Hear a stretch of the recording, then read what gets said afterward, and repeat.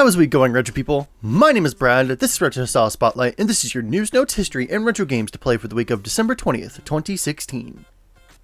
Last week's tutorial was all about the critical and commercial failure of the Nintendo Virtual Boy.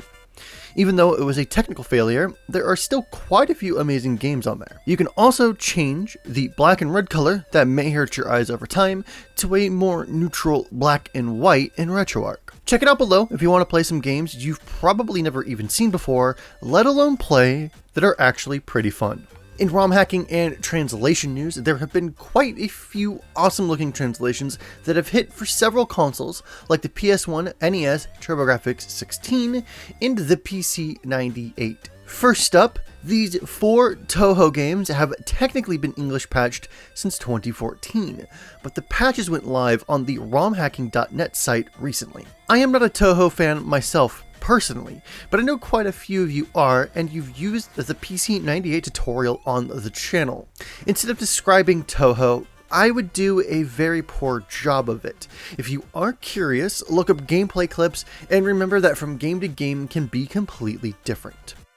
Outlive is an RPG for the TurboGrafx 16, and it is a first-person dungeon-crawling mech game. I think that might be rather unique. I don't know of any other first-person dungeon-crawling mecha RPGs.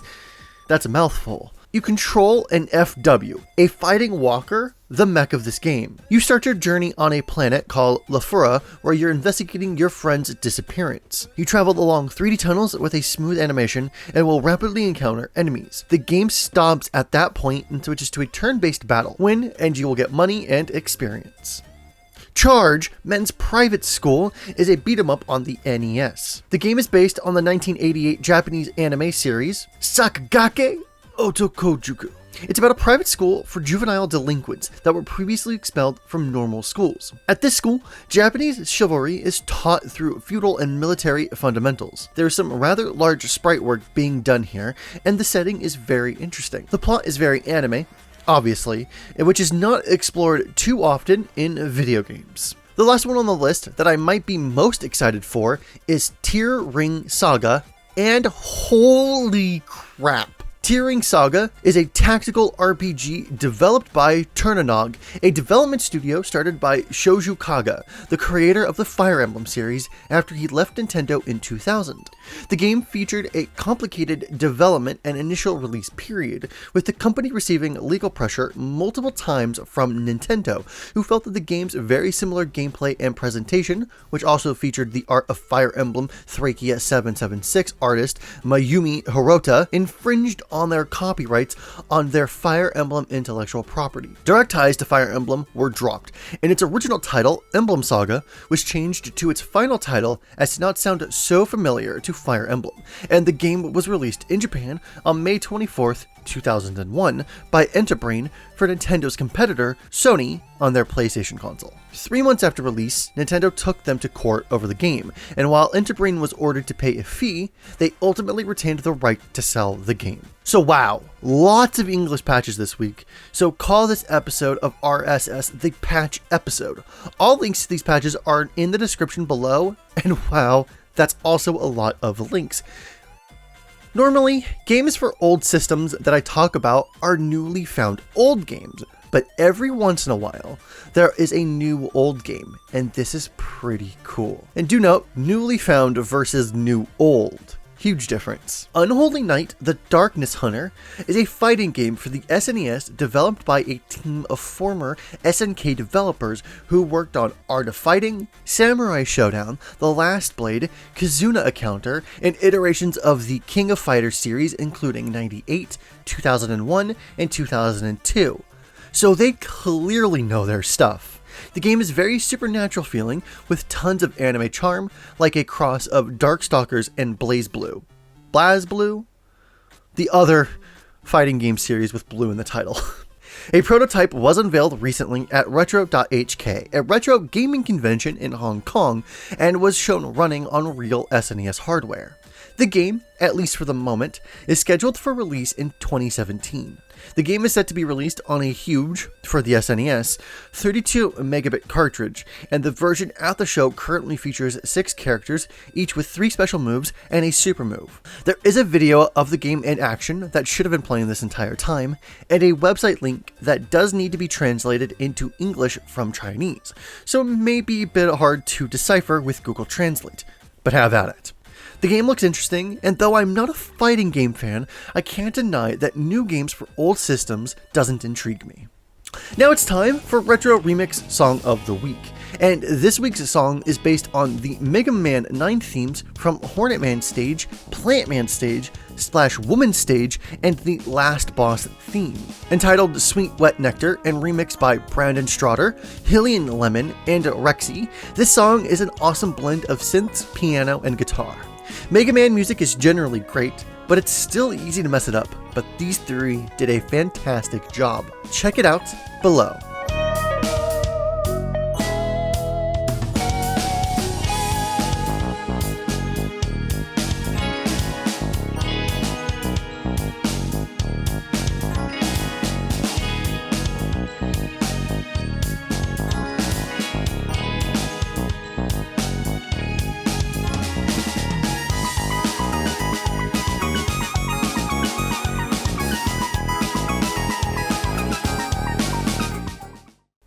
This month in 1996, Diablo was released to the North American PC market. And this is also one of my other favorite video game series of all time. Diablo is an action role-playing hack-and-slash video game developed by Blizzard North and released by Blizzard Entertainment on December 31st, 1996. Set in the fictional kingdom of Condurus, located in the world of Sanctuary, Diablo has the player take control of a lone hero battling to rid the world of Diablo, the Lord of Terror. Beneath the town of Tristram, the player journeys through 16 randomly generated dungeon levels, ultimately entering Hell itself in order to face Diablo. The official expansion pack made for Diablo was Diablo Hellfire in 1997. The expansion was produced by Sierra Entertainment rather than an in-house Blizzard North developmental team.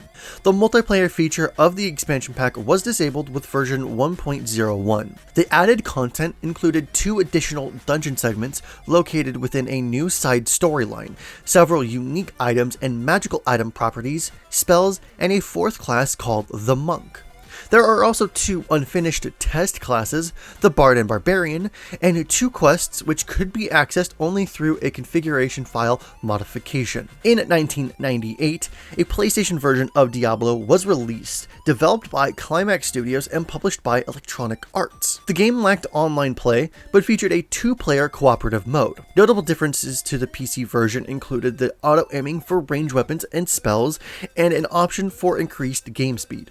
It features an option to learn the story through a narrator without having to find the books in-game. The European PAL version is also fully translated and dubbed into French, German, and Swedish in addition to the original English.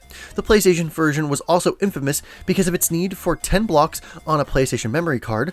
The standard size of memory cards for the PlayStation was 15 blocks and had increased loading times. The game's success led to 2 sequels, Diablo 2 in 2000 and Diablo 3 in 2012. To celebrate Diablo's 20th anniversary, the original game will also be recreated in Diablo 3 in late 2016, and I did a story on this a couple of weeks ago in RSS. The game is considered to be the grandfather of action RPG games and has received critical acclaim with an average rating of 94 on Metacritic. If you are a patron that pledged to be a part of our Patreon campaign and are watching this early, then thank you very much. For those of you who pledged at the producer level role, your names are now on screen. If you are interested in seeing your name as a part of Retro Style Spotlight, the tutorials, and have it be inside of the Launchbox app, then head on over to our Patreon link in the description below. At just $2 a month, you can see content like RSS early, and at higher tiers, you start to unlock things like exclusive Discord server access, producer credits, and a personal hangout with the Launchbox team. Any dollar amount anyone pledges to our campaign is helping us create a better product on every front. So that was RetroSauce Spotlight for the week of December 20th, 2016. All of the relevant links to everything you heard in this edition of RSS will be in the description below. Remember, you can sign up for a Launchbox forum account, and if Launchbox is giving you a beautiful library of games, then why not purchase a premium license of Launchbox for $20 to access Big Box, which is a controller and couch-oriented version of Launchbox. The Launchbox Games database is available for any user to contribute to as well. Jason, Kirsten, and I, along with the rest of the team, have a lot planned for our community, so if you haven't already subscribed to our YouTube channel, we're doing a tutorial video every Friday, live developer sessions, Launchbox news, Q&As, and a ton more content in the future. Let us know what you think of RSS and any feedback you may have on it.